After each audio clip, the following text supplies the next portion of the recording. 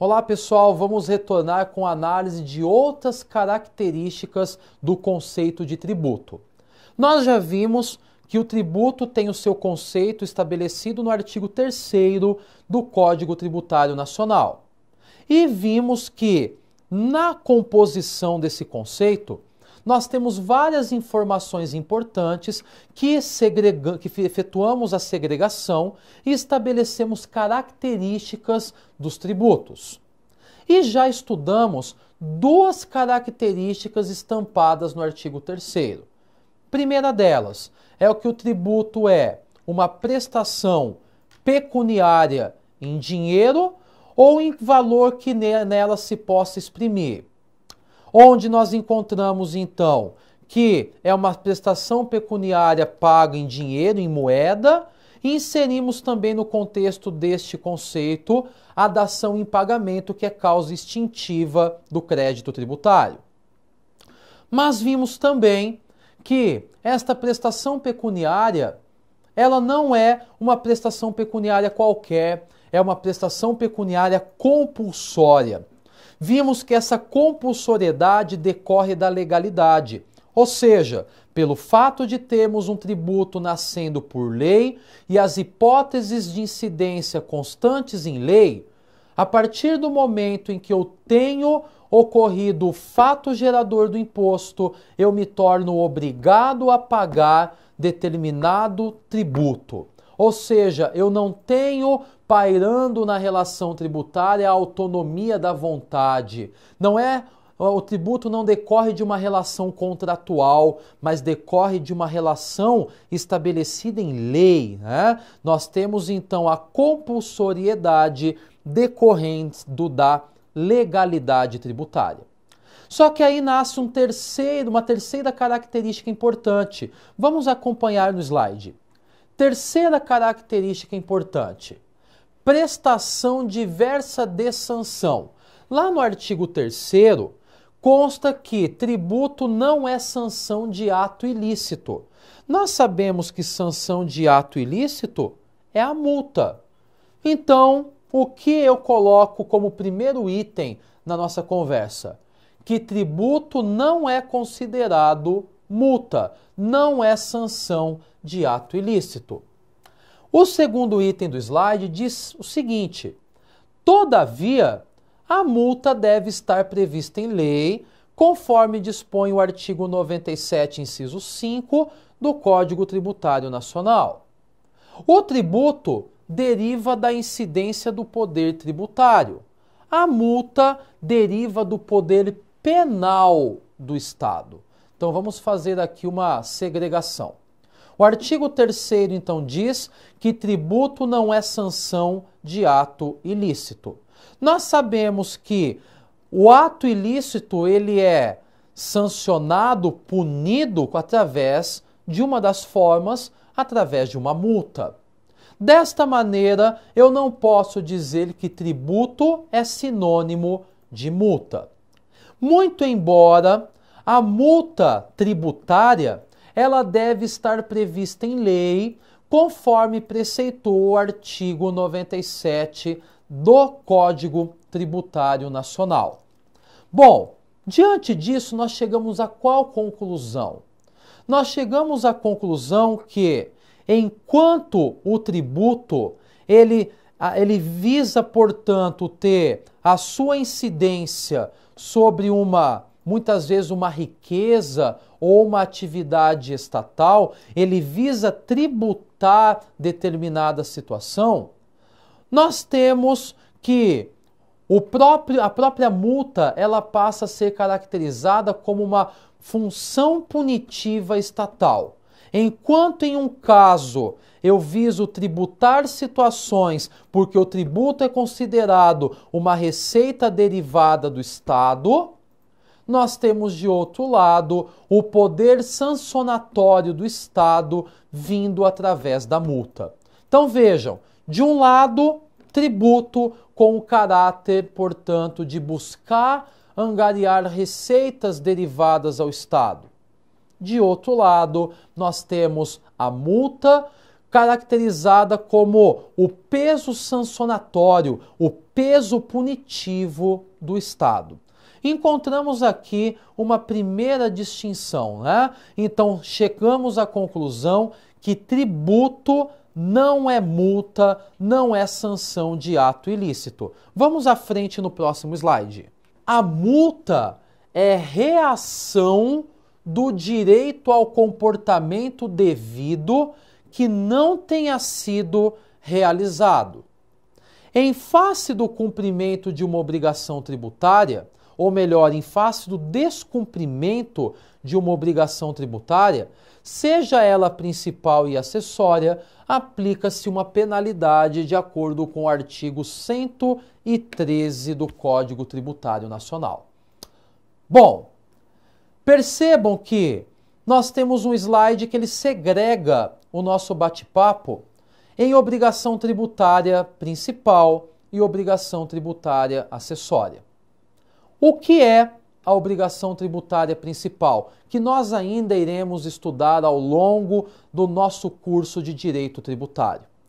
Obrigação tributária principal, ela traz uma carga de obrigatoriedade ao sujeito passivo, ao contribuinte, por exemplo, que é a obrigatoriedade de pagar um determinado tributo, ou até mesmo de pagar uma penalidade pecuniária.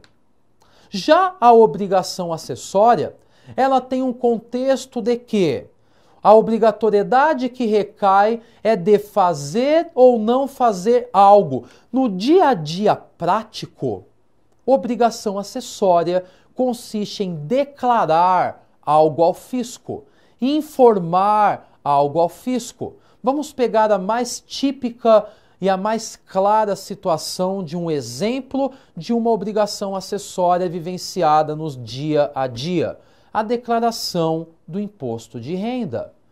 Pouco importa se eu paguei ou não paguei o imposto de renda, mas eu tenho que declarar o imposto de renda. Se eu tive incidência tributária sobre a renda, se eu tenho renda, eu deverei, portanto, declarar o imposto de renda. Então percebam que as obrigações tributárias são uma obrigação principal de pagar um tributo ou uma penalidade pecuniária. E nós temos, de outro lado, uma obrigação acessória consistente em informar, declarar algo ao fisco. Qual é o contexto que começa a surgir? A partir do momento que eu tenho uma obrigação a cumprir e eu descumpro esta obrigação, surge a mim uma penalidade a ser paga. Bom, já diz o próprio Código Tributário Nacional que o descumprimento da obrigação acessória importa em conversão em obrigação principal. O que seria isso? Vamos imaginar que eu tenho que encaminhar uma determinada declaração ao fisco, mas eu não encaminho, surge para mim uma penalidade pecuniária caracterizada por uma multa. Por que a obrigação acessória se converte em principal?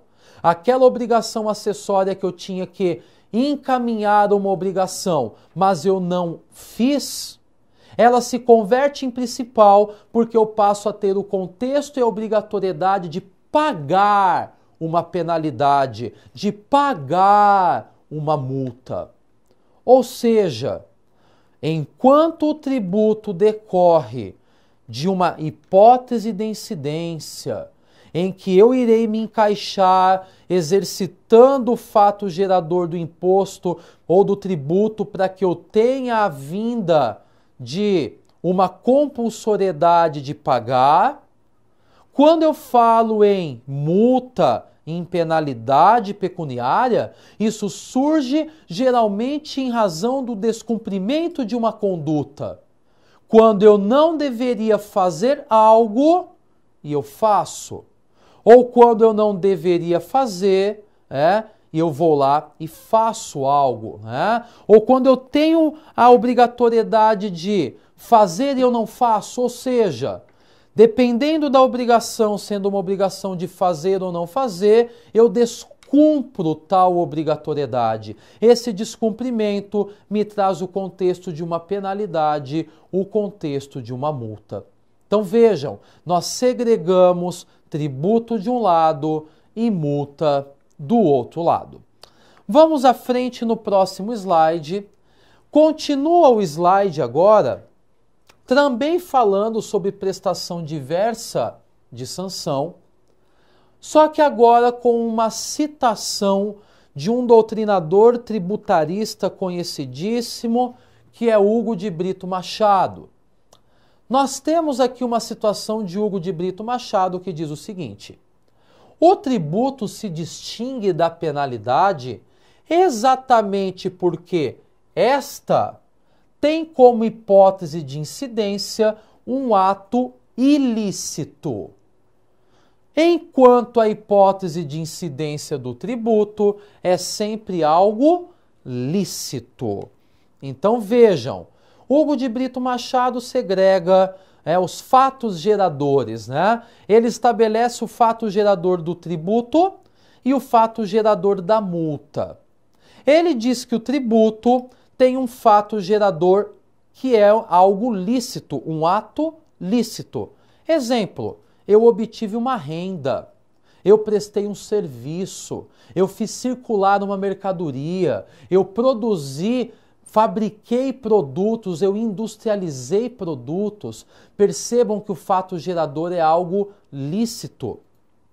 A partir do momento que o fato gerador é algo ilícito, começa a surgir, de acordo com a citação de Hugo de Brito Machado, não um tributo, mas começa a surgir uma sanção de um ato ilícito. E a sanção de um ato ilícito tem um caráter punitivo que na esfera tributária nós chamamos ou de penalidade pecuniária ou chamamos de multa.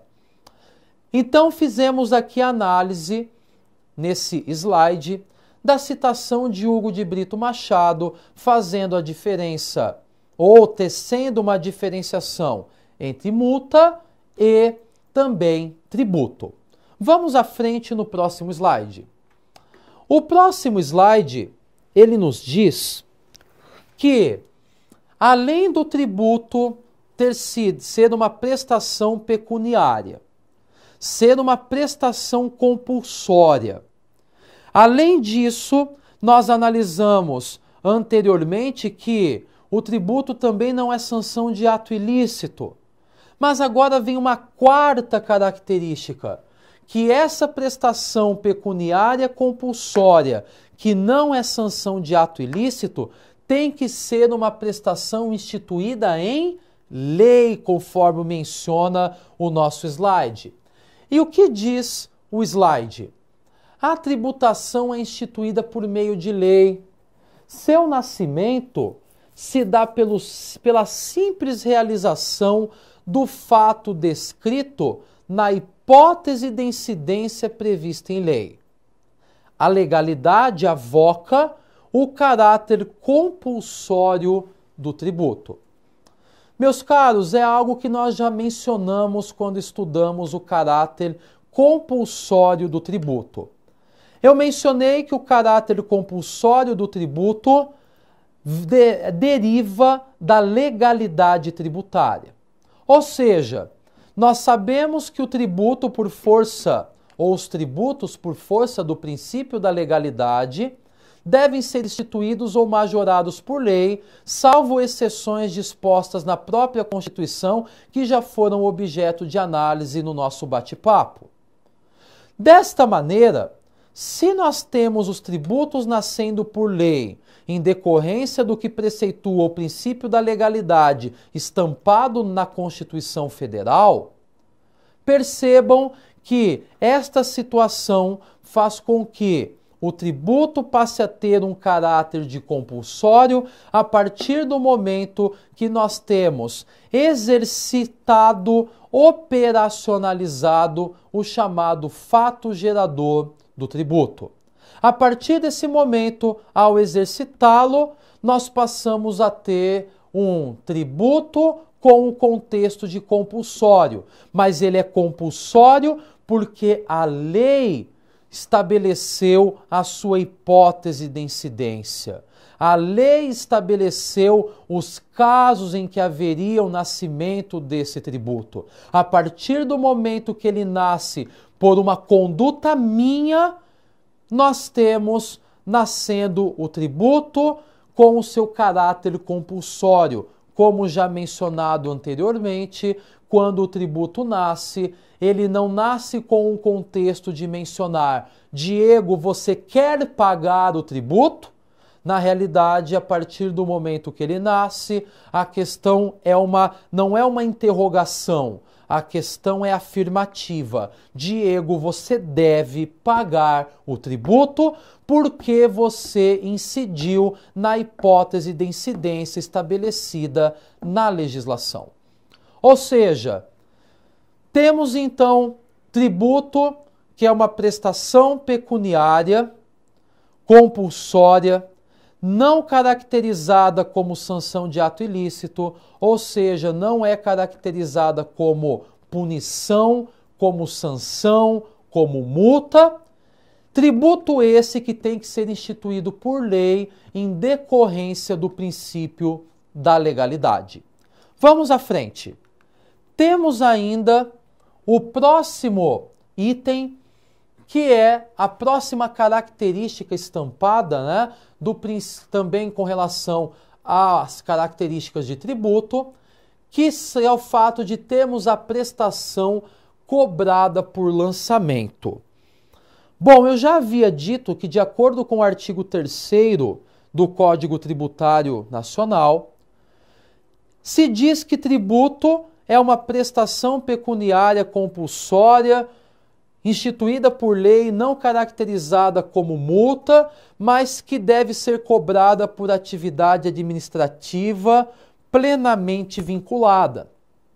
E eu já mencionei que essa atividade administrativa plenamente vinculada é o lançamento.